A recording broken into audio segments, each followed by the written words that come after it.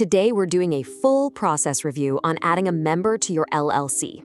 Now, you might think this is just some simple paperwork update, but let me be clear, it's not. This is a major restructuring of your business. It impacts ownership, profits, taxes, everything. And one wrong move can completely invalidate the whole thing or land you with a surprise tax bill. So, let's get into it. The big question is, why even do this? The reasons are almost always strategic. Maybe you need to bring in a partner who has some specialized skills that you just don't. Or maybe you're ready to bring on an investor to get a cash infusion. Sometimes it's as simple as your business is growing like crazy and you just need more people at the top to manage it all. Whatever the reason, it's a huge decision. This video contains affiliate links. I have a relationship with the brands in this video and earn a referral fee when you shop through the links in the description below. Before we dive into exactly how to amend your operating agreement and add a new partner, let's talk about your foundation. You absolutely cannot add a member safely if your LLC wasn't properly structured from day one. Most people try to handshake a new partnership or cut corners on their initial state filings, and that is exactly why they end up in messy legal battles or trigger IRS audits over profit splits. Your business needs a rock-solid, multi-member legal foundation. That's where Busy comes in. Busy is the absolute best service out there, handling your entire LLC formation for just $0 plus state fees.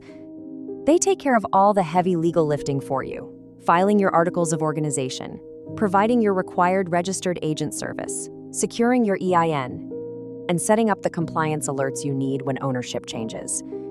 This is non-negotiable to scale safely with partners. Use my link in the description below to get your LLC set up right through Busy today and unlock exclusive discounts and perks.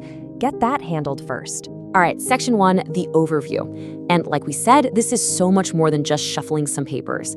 Adding a member fundamentally changes profit splits, who has the final say on decisions, and even how the IRS classifies your company.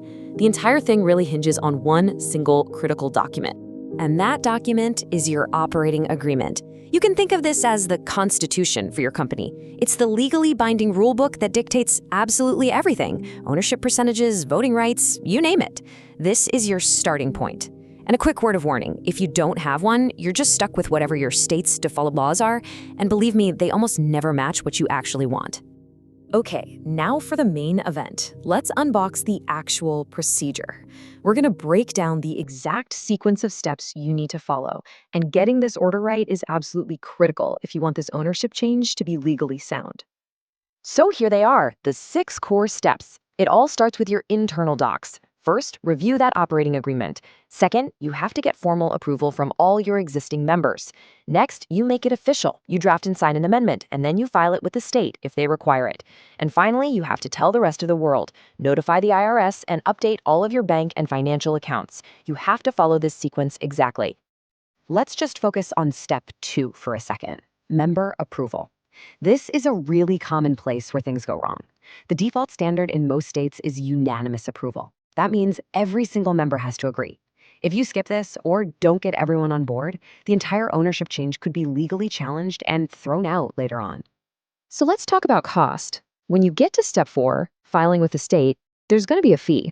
Now it varies, but you can generally expect to pay somewhere in this ballpark, between $20 and $150 to file your articles of amendment. It's not a huge expense, but it's a necessary one you need to factor in. Now, step 5, updating the IRS. This triggers the biggest change of all. If you're a single member LLC, the second you add another person, you are now a partnership in the eyes of the IRS. This means a new tax form, the 1065, and issuing K-1s to every member. And this is critical. You must get a new EIN. Your old one was tied to your sole proprietor status, and that's now obsolete.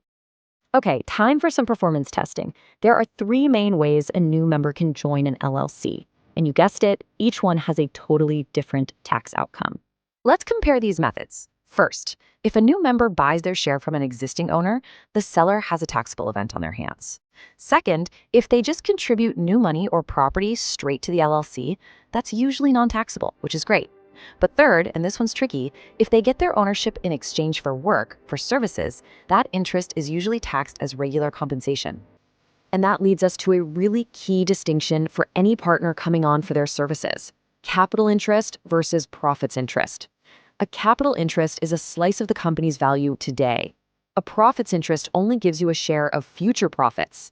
The tax difference here is huge because a properly structured profits interest can often be granted tax-free, making it an incredibly powerful tool. So now that we've covered the process and the taxes, let's move on to the scorecard. Is adding a member actually the right strategic move for you? Let's break down the pros and the cons. The pros are pretty clear. You get new capital, new skills, and a way to reward your key people. But the cons are serious. You are diluting your own profits, and you're making every future decision more complicated. And you've got to remember, getting rid of a partner is infinitely more difficult than firing an employee. The trade-offs here are significant. All right, let's wrap this all up with our final verdict. After looking at the entire process, the tax stuff, and the strategic trade-offs, what's the single most important thing you should take away from all this? The core takeaway is right here. Trust does not replace documentation. Relying on a verbal agreement because you're friends is the single biggest mistake you can make. Misaligned expectations can absolutely destroy a business and a friendship. The only way to protect both is to put everything down in writing, every single time. And here it is, your final compliance checklist. This is your actionable guide. Amend the operating agreement, update your capital accounts, get that new EIN, switch to partnership tax filings. Oh, and you should probably talk to your accountant about a Section 754 election if a member bought their way in. It can be a valuable tax adjustment. And finally, update your bank accounts and make sure you document that member approval vote in your official meeting minutes. We'll leave you with this final thought. You can follow every legal step perfectly, but that procedure is only half the battle. The paperwork, no matter how good it is, can't fix a bad partnership. So as you're reviewing the process, ask yourself the more important question. Have you truly vetted the person you're about to bring into your company?